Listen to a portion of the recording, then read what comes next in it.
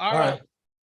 So starting us off with our album review crew interviews, our first guest is Graham Bonnet, the legendary singer for one of our album reviews, Down to Earth from Rainbow. Graham has played with just about everybody that's pretty cool in music. Ritchie Blackmore, Cozy Powell, Roger Glover, John Lord, Mickey Moody, Yngwie Malmsteen, Bob Kulick, Slash, Vivian Campbell, Don Airey, and I'm sure a ton more. We are honored to have you, Graham. Thank you. Well, thank you. It's very nice to be here and to talk about my favorite album. Well, one of them, I'll say. Yeah. Excellent. That's awesome. So let's just get started with Down to Earth. So it was obviously a change for the sound of Rainbow with the album itself, and then with your vocal style. Tell us about how you got to Rainbow and your feelings about the band before you recorded Down to Earth, and what changes that you brought to the band with Down to Earth, because everybody thinks of that album, the two huge songs, All Night Long and Since You've Been Gone, classic songs. Yeah. Well, I didn't, to be honest with you, I didn't know who Rainbow was when I got the telephone call from Roger Glover, who was actually working with a friend of mine, Mickey Moody, on the Whitesnake album, I believe, at the time. And Mickey Moody and I were managed by the same people. And Roger said to Mickey, well, we're looking for a new singer for Rainbow. And he said, well, I can put you in touch with Graham. They'll be talking about getting in touch with me. And so I put you in touch with Graham because I have his telephone number and his shoe size and everything else, you know. So Roger called me up and said, would you like to come over to, it was sort of on the border of Switzerland and France, this place. And I said, well, for what? And he said, well, to audition for us for this band called Rainbow. I'd never heard of them, which I just said, I think. And so I went to my manager at the time, David Oddy, and I said, who is Rainbow? And so Mickey Moody took me aside and said, this is who they are. Basically was Deep Purple come Rainbow kind of thing, you know. So, Deep Purple, I knew who they were, but I didn't know who Rainbow was. And Mickey said to me, yeah, I mean, he said, they're a great band, blah, blah, blah. I told him who was in the band, etc. And so my manager said, you go over there and audition for them. Well, as I said, I had no idea what they'd done, Rainbow. And so I had to buy the albums or listen to the albums that Ronnie Dio had sung on before. And I learned what they'd done. Well, one song, a song called Mistreated, which actually wasn't Ronnie's original recording, but that was a song they wanted to me audition with. So I learned that song and went over and sang it at them, and kind of got the job. I remember going over there thinking, well, I don't know what this is, but okay. So I went there, did this one song, and came back to, at the time, went back to London. And I said to my manager, I still don't think I'm right for this band, because it's sort of semi-classical stuff going on, whereas I've been used to singing along with, you know, more R&B and pop stuff. Mm-hmm. And they were very heavily classically influenced, and I was sort of a bit scared of doing that, you know. And so he said to me, no, this will be really good for you, Graham. And of course, it was good for him more than me, and money-wise. And he said, go back, and they want to start recording with you. I said, well, who else has been auditioned? He said, well, about 70 other singers, apparently. This is the legend, I think. And I said, well, why me, you know? And they like your voice, and that's just the way it is.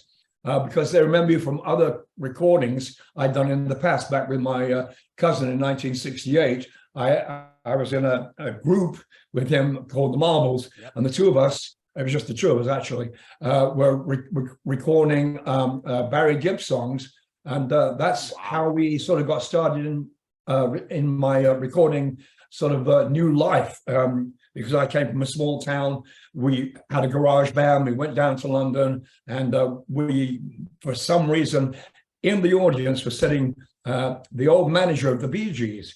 And my cousin Trevor Gordon used to be in the Bee Gees when he was in Australia, when he was about 14 or 15 years old. It was called Trevor Gordon and the Bee Gees. And Trevor used to send me these records over that were recorded by the Bee Gees and him singing and playing guitar.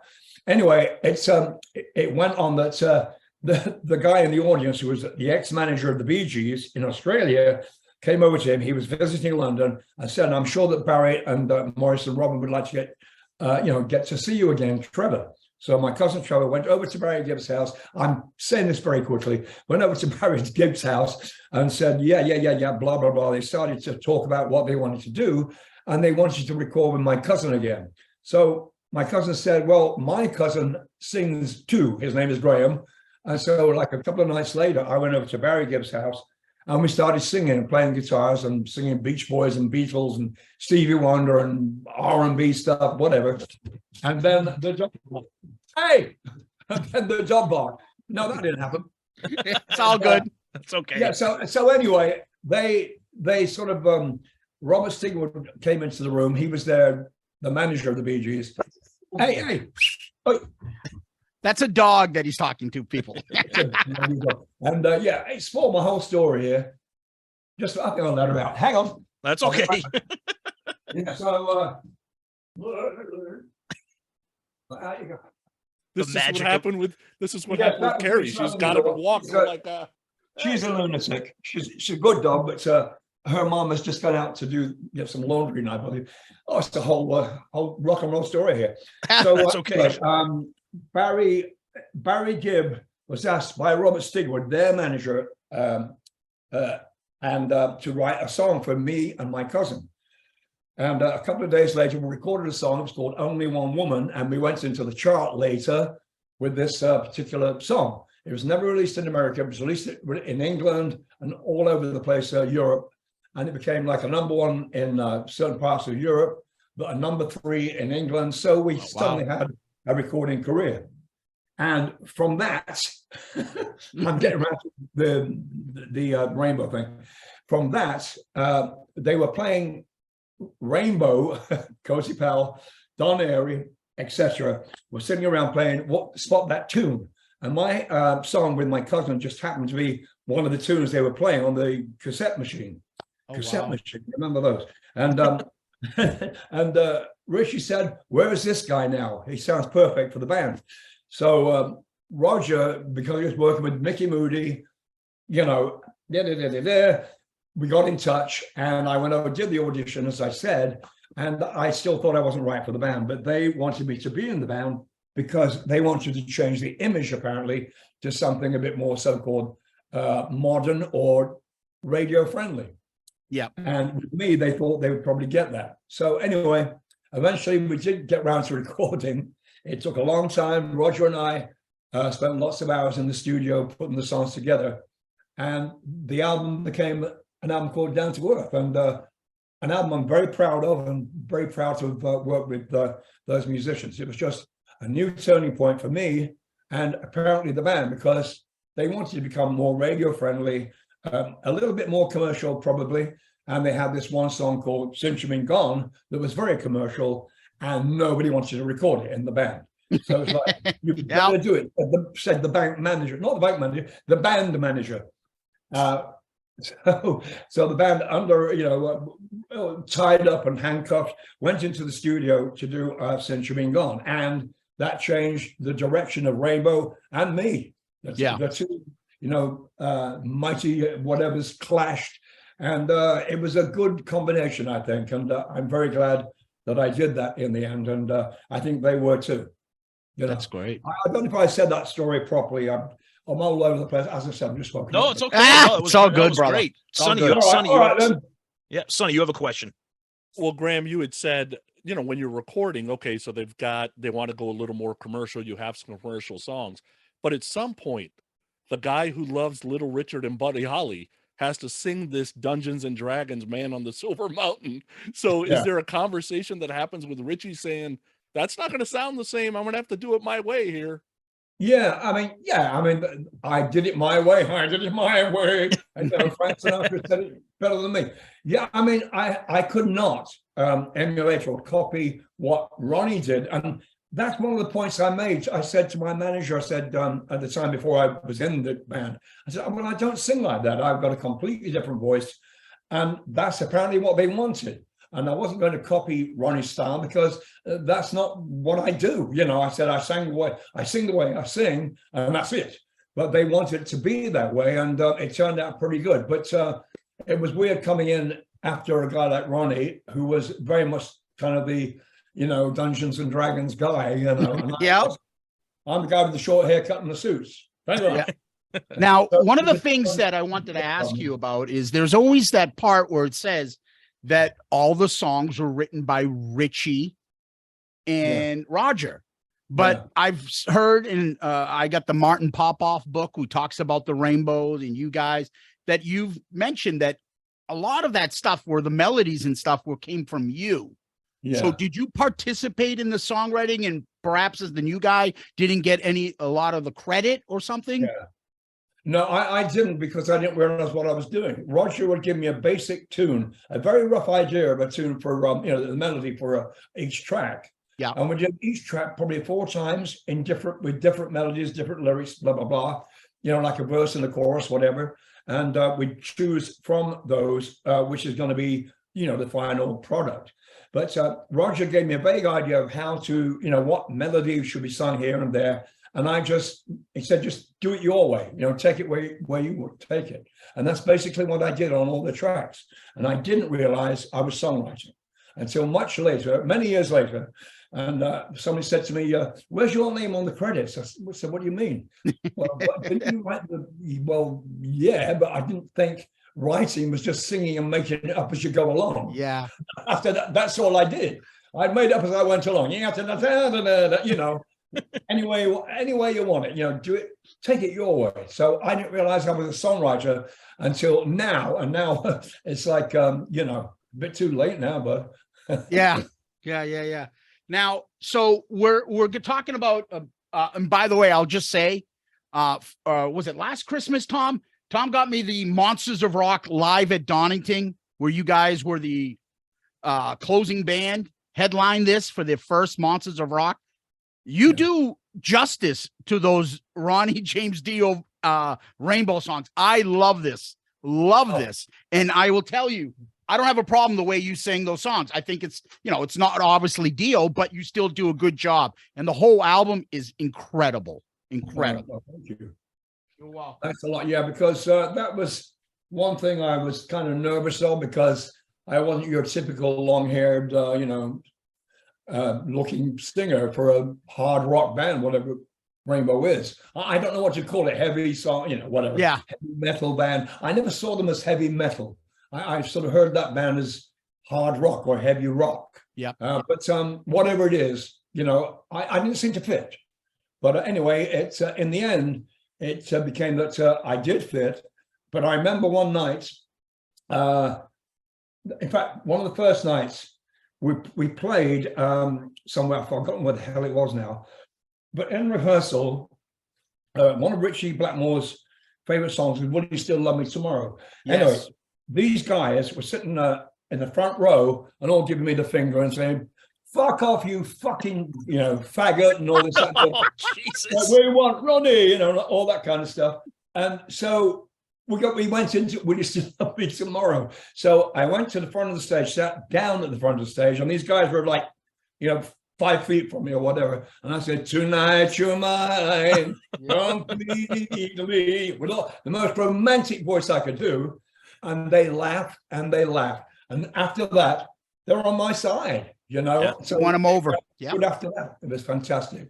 It was a bit of fun, and they realized I wasn't Ronnie Dio, and I didn't want to be. I can't emulate him. I don't want to copy him, So anyway, that's the way it went. Yeah. And after that, everything became pretty good, because I had lots of good press, blah, blah, blah, and everybody knew what to expect after that, I think.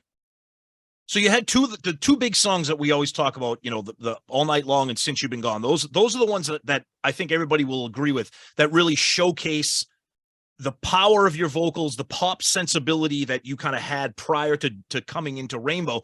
But Down to Earth also has a couple of songs that are a little bit, kind of a little bit more somber, like Eyes of the World, Making Love.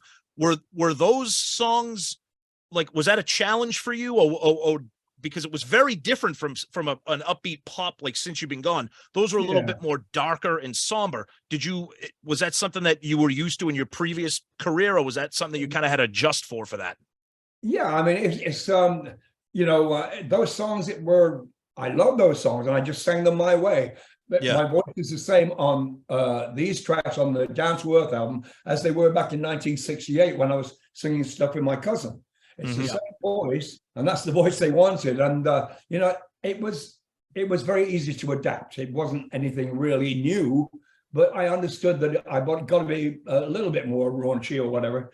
And but I wouldn't change my image because that's who I am. That's who I've always been, and I can't change the way I look, and I can't change the way I sing. If you want me to be in this band, it's not the way I look, it's the way I sing. And that's what happened. You know, people like me after that. You know, I was very confident after that first gig. When that happened, I thought, oh, this is fun.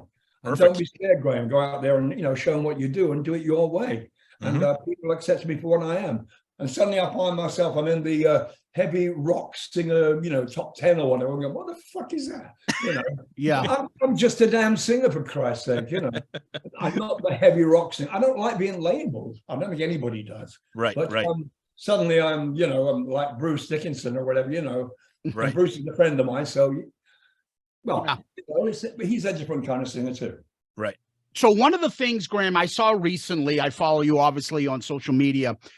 There's that kind of famous YouTube clip where Ritchie is, you know, being kind of Ritchie, and he's talking about the story about the haircut and how the legend goes that he wanted you to grow your hair out. And so when you were on tour, he had somebody supposedly sit outside your room so you wouldn't go out and get a haircut. And then one day you jumped out the window and you posted that video on your social media. And you're like, listen, people don't get Ritchie.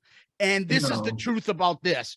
I would love if you could share that with our listeners, because that shows, this is one of the reasons why I'm really fond of you, because I think you got a great personality. And you're like, listen, everybody doesn't get Ritchie. And, you know, I trust the guys that were in the band with Ritchie to kind of explain him a little better, because he's got that reputation. And I'd love to hear that story and your relationship with Ritchie.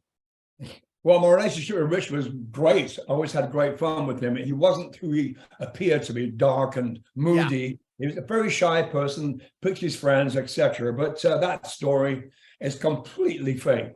What happened was, we had an afternoon that I can't remember we were playing, but it had like the day off or something. And anyway, we had a day off, and then we're playing the next night. And that afternoon, I think we're in Edinburgh. I can't remember where exactly, but I was with my ex-wife, and my hair was getting scruffy. If you have short hair, you've got to keep it trimmed. You know what I'm saying? So, you know, so I said to her, oh, while you're shopping, there's a barber shop over there. I'll go and get my hair trimmed. So that's what I did. There was no guard on the door. In fact, I had been to see our tour manager, Colin, and he said, yeah, I'm supposed to be the guy that's sitting on the door. I said, I know. Isn't it fantastic? We're like 3 flights up. I'm going to jump out the freaking window. Yeah, sure. This did happen at the Holiday Inn. You know what I'm saying? No, I didn't do that. And I just find it very, very amusing that that story has lasted all this time, and Ritchie still adds little bits onto it now. He plays with it, and, you know, a little bit more. Yeah, I should have hit him over the head with a guitar. You know, all this kind of stuff going on. But he would never have hit me over the head with a guitar. But what happened was when we actually did get on stage together to play, and my hair was shorter, he looked at me. His mouth was wide. His mouth dropped. His jaw dropped. You're like, it was one of those things. And suddenly he sort of walks up very quickly behind his stack. And we never saw him for the rest of the night. He played behind his amps. And, you know, he came back later for the encore, of course. I mean, he came out later, but for the first few songs, he wasn't there in protest because of my haircut. Wow. And the next day, we're all called to Ritchie's room, band call, you know, and so we all had to go to Ritchie's room in the Holiday Inn, 4 floors up. And we thought, what the hell's going on here? What's this all about? And so we walk in the room, and Cozy said, "Hi, Rich, well, what's happening?" You know, and Ritchie said, "It's Graham's hair." You know, like that, you know, like, you know, to get out the garlic or something. It was very, very strange and very funny. Everybody cracked up. You know, it's like, wow, are you kidding? That when he's had his haircut, you know, and there's what? So So, what about it, And so that was it. And then after that, there was no more problems about my freaking hair. But one day when we were on tour a little while, after a month or whatever, my hair started to grow long. And I remember looking across the restaurant in the hotel room at the time, and he's giving me the thumbs up because my hair was like an inch longer than it normally is, But I thought, oh, I better go get it cut again. Well, it's funny because, as we mentioned, like the legend, the reputation of Ritchie Blackmore kind of precedes himself because people recognize him as a legend, as an icon in guitar. But people always say, oh, but, when they talk about, is he difficult to work with? Does he, is like you said, is he moody? Is he grumpy? Is he sour? Because and that's kind of like, oh yeah, Ritchie Blackmore's great, but now you were with him for a long time. It was only one album, but obviously touring, recording. Yeah. You had obviously a great experience with him. And I think that's important for us as Rainbow fans and for our listeners to hear that, because a lot of, how like the legend goes with a lot of these classic performers. Yeah. Well, I mean, I got on with him very, very well. And by the way, I was never fired from the band. Yeah. I left the band after certain things happened within the band. And it kind of annoys me when I see that. No, I left and I was asked to go back, but I didn't go back. Anyway, Ritchie and I got on pretty well. I would go to his dressing room every night, and he had a bottle of, I think it was Jack Daniels, and it had a certain mark on it, He said, well, Graham, if we drink it to about there, we should be about right. Should be about right. And I said, oh, yeah, that should do it, which it normally did. It was about, I don't know, a couple of inches. He had an inch of his, and that's how it went. So then he said, you ready? All right. And who we're going to play a joke on tonight? Oh, I don't know. What should we do? So we'd have jokes. We'd work out, stage jokes. And one night it was, I remember it was when Cozier finished his drum solo, we came walking out with, 10, 9, numbers on cards. That was one thing we did. But it was always, 10 out of 10, Cozy. Nah, it was an 8 tonight, sorry. But, it was like that. And every night I would go into his dressing room and talk to him. He'd say, Graham, you're coming down. Yeah, I'll see you in a bit. And I would always have no problem with him. But I can see what it is because other people I've heard from who he's worked with, I've had a bad time with him. And I don't know why. I'm easygoing, very, very easygoing. And I think it's a problem from the other people that have the problem there, not necessarily him. Interesting. And I don't know anybody in particular, but I've heard this, but he's just a very, very, he keeps himself to himself. He wants his own space, one of those guys, Interesting. I remember in Japan when like 10,000 people were attacking him for autographs, he would sort of go, okay, that's enough now. And it was enough, after a show. Sure. Go to your room.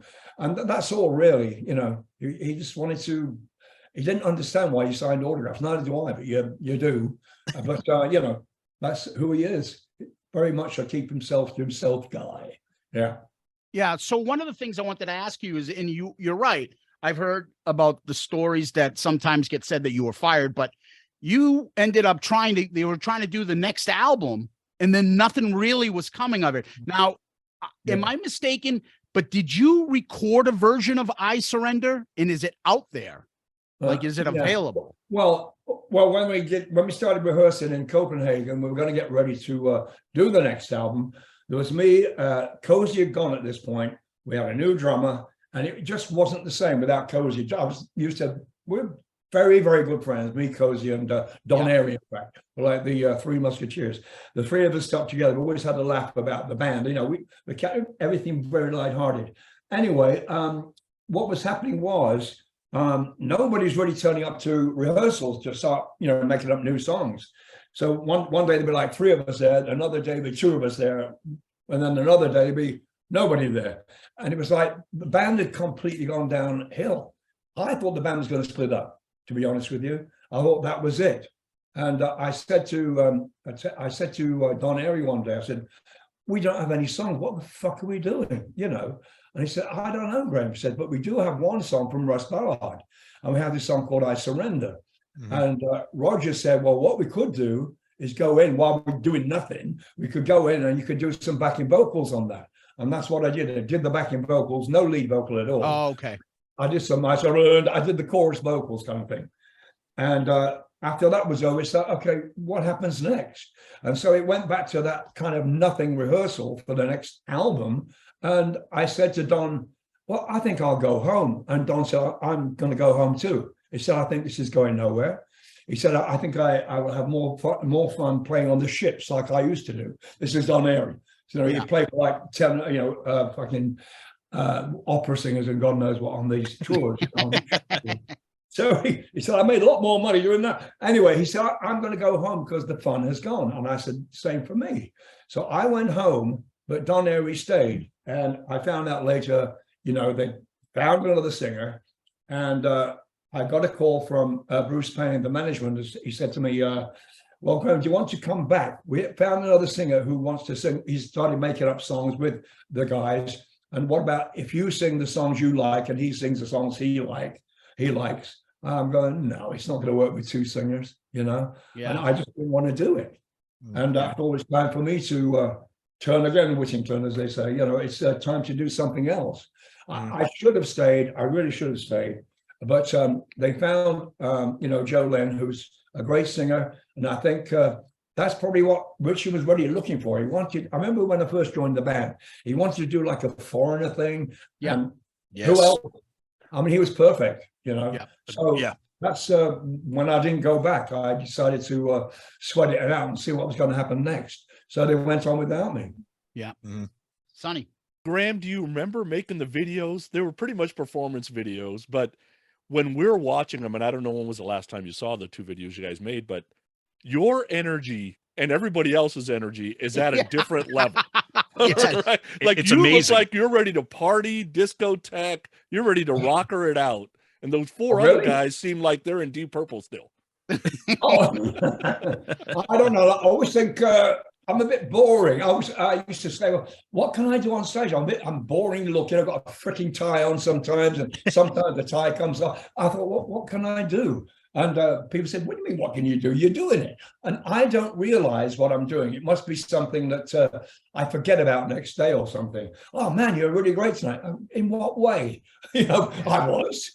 I thought you were great. I didn't see anything really good coming from me. And I never really, well, in the last few gigs we've done recently with my band, I suddenly realized, oh, yeah, this is going very well. The band sounds fucking great. And I'm really pleased the way I sound. And I never say that. It was like, I remember after one of the first gigs we did this year, my guitar player said to me, Graham, that could be a DVD. That sounds so damn good. We won't have to fix anything. And I'm going, oh, shit, really? And to hear that from this guy, awesome. And then the second night and the third night and whatever, he said, it's so much, you got so much energy, you're singing really great. And I thought, I am? But I said, don't play it to me, whatever you do, because I just say, no, that's fucking crap. I hear every bump note, you know what I mean? I hear every flat note, every sharp note, every cough, every squeak, But he said, no, there's none of that there. So I obviously had a lot of energy, even though I was probably half asleep. No, I wasn't. But I'm like 195 years old now, and it's people say, how the hell do you do this still? I say, well, this is my job. This is all I do, and if I don't do it well, then I might as well not fucking do it. But so I never think I am doing well, but when I'm praised for that, I accept the praise and go, oh, you may be right, once in a while, my ego kicks in and I go, it's pretty good, yeah. But I listen to anything I've done, even when I've recorded an album, it's like I'll listen to that in a year. There's always, you hear every little breath, every mistake, every note that wasn't quite right or something. So it's been good so far, and we had great reviews on the stuff we've been doing recently, and it's really pleased me. And on the album, by the way, on the Graham Bonnet album, the Bonnet awesome. Band. Well, your Awesome. career is legendary. Your vocals, from everybody that I've heard and reviewed and seen you say, you're one of the guys that are still doing it at your age, and still sounds terrific. But I want to piggyback on what Sonny just said to you about those old videos. Yeah, there is a version of Since You've Been Gone where the vocals are completely different in the second verse. Like so was there two different cuts of that song? Because I try to find it. It could be. I mean, yeah, they piece together different concerts, don't they, and all that kind of thing. Yeah, I'm not sure. Could be. I was probably going, what's the worst of Since You've Been Gone? How could I forget Since You've Been Gone? Do you know one night I did? Thing, and yes, and it was one of those, like, yeah, whatever, yeah, you sing it, yeah, give the microphone to the bloody audience, you know, who sang it perfectly. But one night I did actually forget the words to that, and I don't know why. It was a brain fart, you know, the ultimate brain fart. I've sung that song probably 8,000 times, you know, and sometimes that does happen. But what you've probably seen is probably different clips from different nights, I would think. Yeah, it was interesting to hear. The only other things I wanted to ask you real quickly about were the last two songs on Down to Earth, Danger Zone and Lost in Hollywood. I think vocally, maybe I'm wrong, they seem to be, I think, your best part. Like your performance on those are not easy songs to sing. And I think you really hit it out of the park. And those are the two deep cuts that I wish people would gravitate to, but they always hear the singles and think that's what the whole album is. Yeah, but those two last songs, an album there. are fantastic. You Lost in Hollywood. Lost in Hollywood and Danger Zone. Yeah, I love those. Those are my two probable favorites.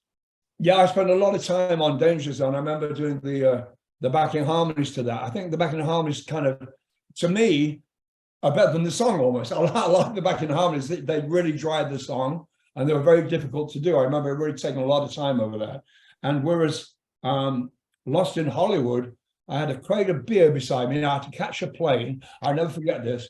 And Roger said, we've got to get this last track done, Lost in Hollywood. Yeah. And the crate of beer there was like 10 beers, and I drunk, I don't know, 8. I don't know about 8 of them. He said, how come you're still fucking standing? I said, well, you know, but that's, if it wasn't for those beers, I don't think Lost in Hollywood would be the same. I'm not sure.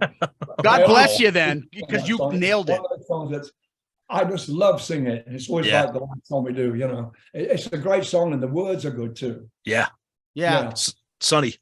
Graham, you were talking about the myth about the haircut. Okay, so there's another myth out there that Yngwie tried to strangle you once. Is that a myth also? No, that's a myth. That's not a myth. It's a myth. It's absolutely true.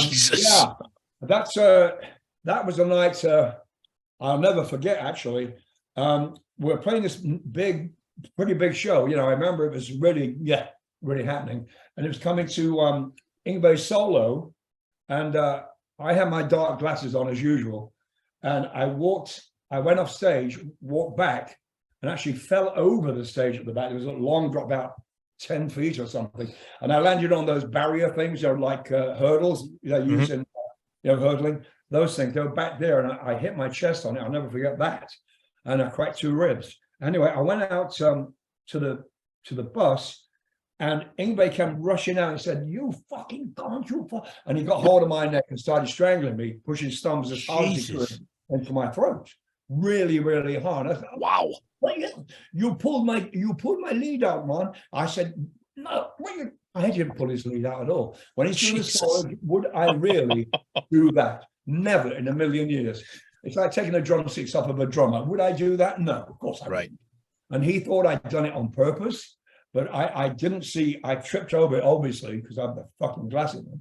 And it was a mistake. I'll never forget. Anyway, he started putting his thumbs out really hard into my throat, really, really hard. I mean, I'm not kidding. He tried to throttle me. And one of our crews, a Hungarian guy, I remember he's very big Hungarian guy, looked like a freaking wrestler.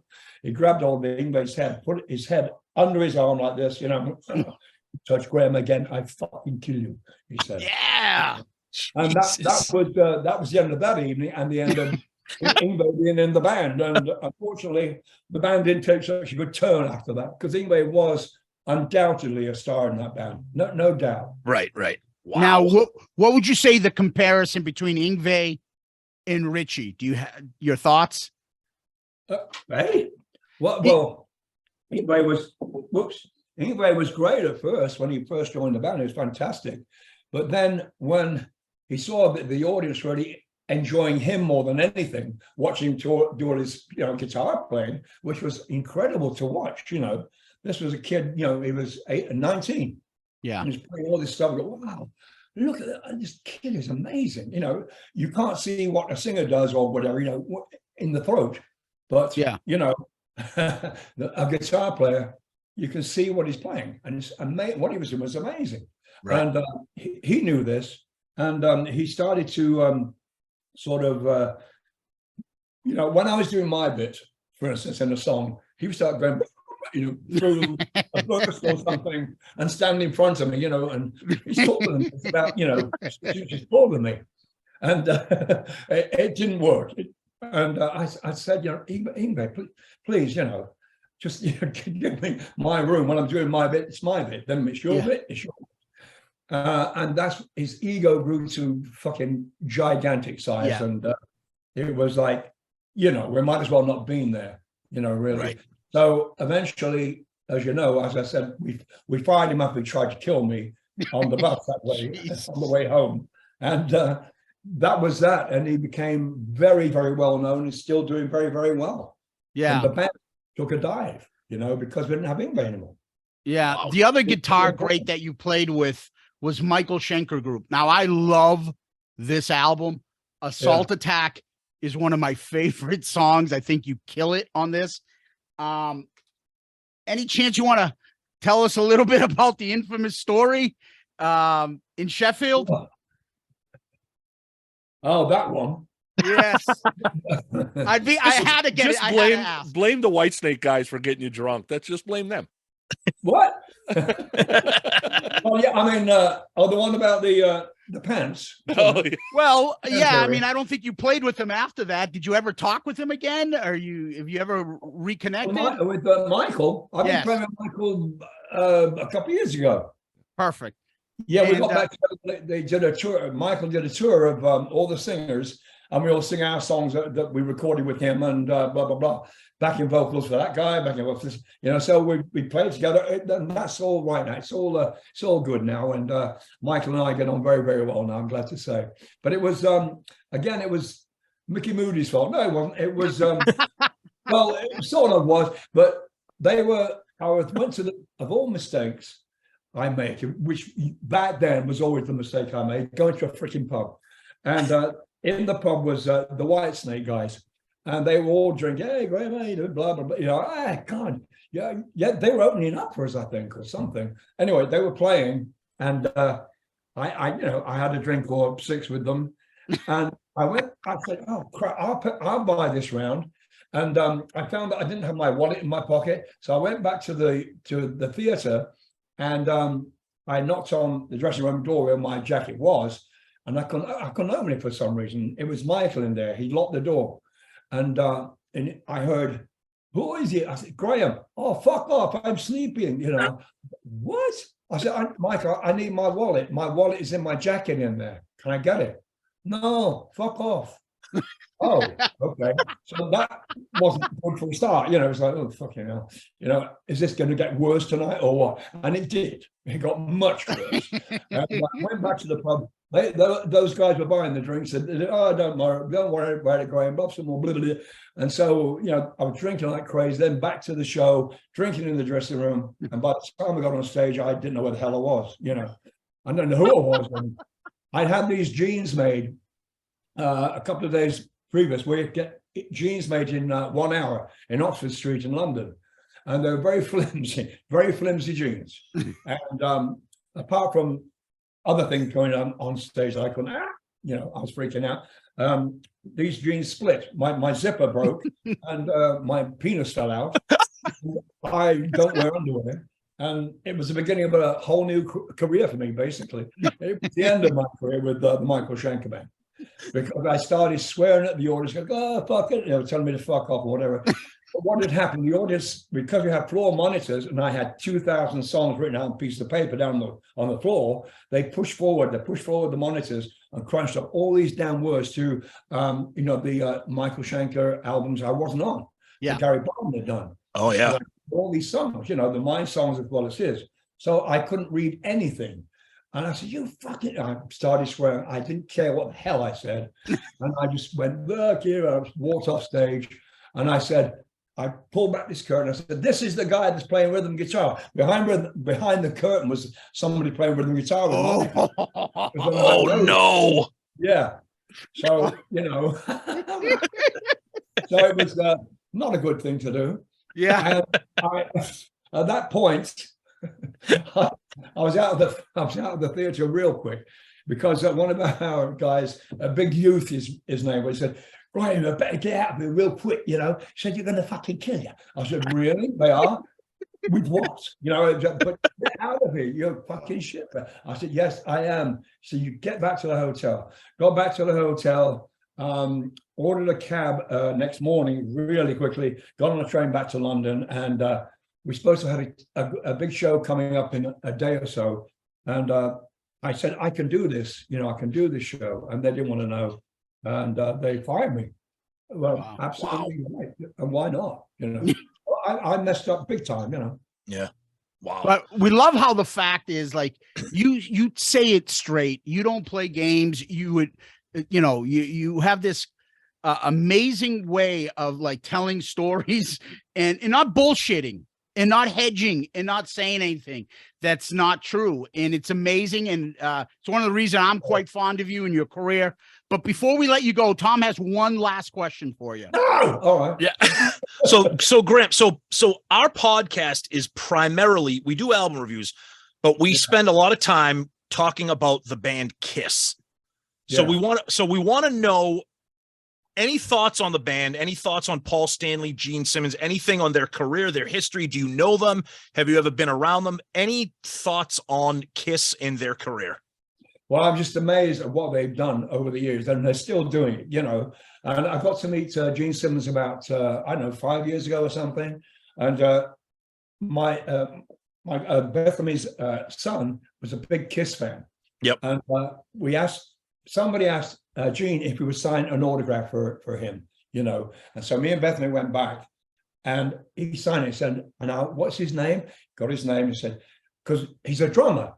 Yeah. Her son, you know, it's amazing. He's a really good drummer. He's only been playing for very, very few years, but he's turned into this incredible drummer. Like, nice. I don't know. And so Gene said, I'll give him I'll give him a message for him. And he did that for him. I was absolutely blown away. I thought, this guy's going to be real. You know, you think Gene Toomer, you know, he's another one, got this hard reputation. Right. But he's nothing like that. The guy was such a sweet man. And he's just really pleased to meet you, Graham. You know, nice. And all that. It was very open. I said, I'm glad to meet you, and thank you for doing that. Bethany thanked him so much for doing this message for Levi, her son. Mm-hmm. And you know, I've never been a Kiss fan at all, but suddenly that day I was. Yeah. One of my friends, you know, one of the Kulick brothers, not Bob Kulick, was in the band for a short time. Yeah, Bruce. Yeah. And Bob said, because I was playing with Bob at the time, Bob said, we've got to go and see Bruce because they do it without the makeup and everything. And I was pretty impressed. I was very impressed. I've never seen them play at all. But Bruce had a good time with them. And, you know, Bruce is a good guy. And I was, as I said, I was just blown away by Gene's really wonderful attitude, you know. Nice. That's great. Now, Graham, what do you got going on right now? Where are you touring? Your latest album? Tell people where they can get info on you, anything.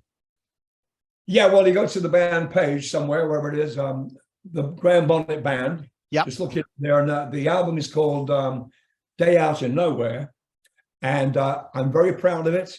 And we're going out on tour in about, I don't know, 3 weeks maybe. We're going to Japan, which would be nice. And also, I think we're playing in Chicago. I'm not sure. That hasn't been settled yet. I'm not quite sure. But gigs are few and far between, as you probably know. Everybody's like going home because of the COVID thing, and people resigning at my age. They're going, oh, I've had enough of this, you know. So we're starting playing. We're going to start rehearsing very soon because I'm very proud of what we've done. I'm very proud of the 2 videos we made on this song. You know, there's 2 songs on there, I should say. One's called Imposter, and the other one's called Uncle John, which both of them have a huge amount of truth in them.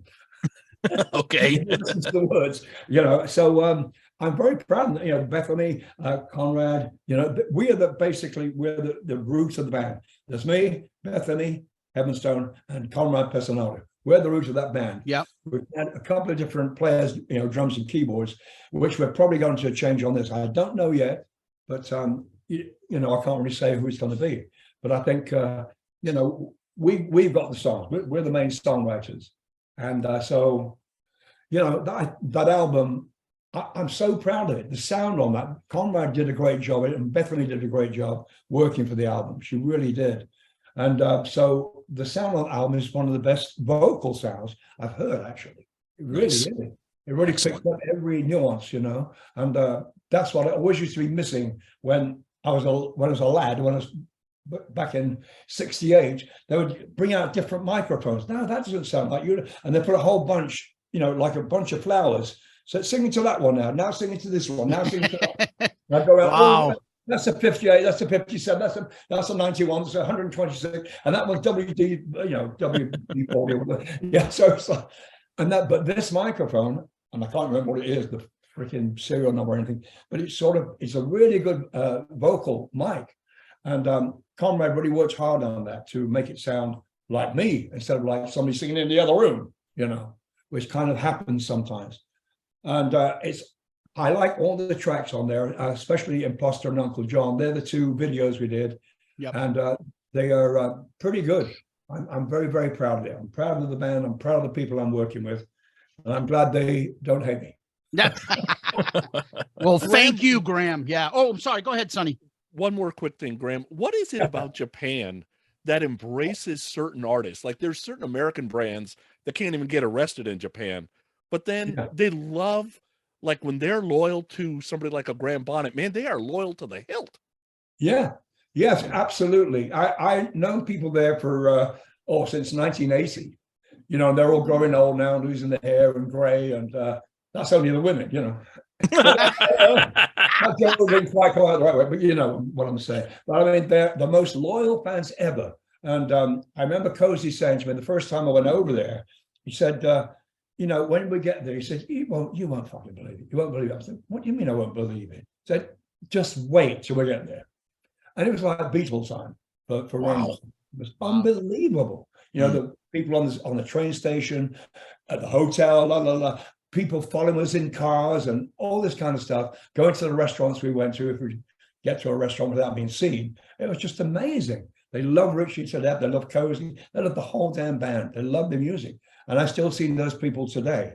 And when when this album came out, they embraced it. Absolutely. They follow my stuff as well as Rainbow, So it's been really, really nice. And I appreciate what they do. It's just I want to play here. I like to get out of bed in the morning and not have to get on a plane. Sort of, get in a car maybe, but not in this country somehow has not quite heard what we do. I don't know what it is, but we never play here. Very, very rarely. We do a short tour here and there, but not a real long tour, which is something we're looking to get, Well, hopefully you can come up to the Northeast, like Boston area. Yeah. I mean, anybody that's listening, please. Yeah. Yes. Yeah, we ain't bad. We ain't bad at all. We've got a good band, as I said, and the material's good. And we do a little bit of everything. Do a bit of Rainbow, a bit of Michael Schenker, a bit of Impellitteri, even a bit of everything. So, some good songs. Well, we can't thank you enough for your time. You've been very gracious. It's an honor to have you. We love your performance on this, and you're continuing your this legendary rock career, and we hope that you do come around and a lot of the listeners get to hear you and this new band and your new album. The legendary Graham Bonnet, thank you so much for your time. We really appreciate it. Graham, thank you so much. This has been great. Thank you so much for taking the time. We appreciate everything you've done and your stories. It's been wonderful. Thank you. Did you understand them? I hope so. I babbled absolutely.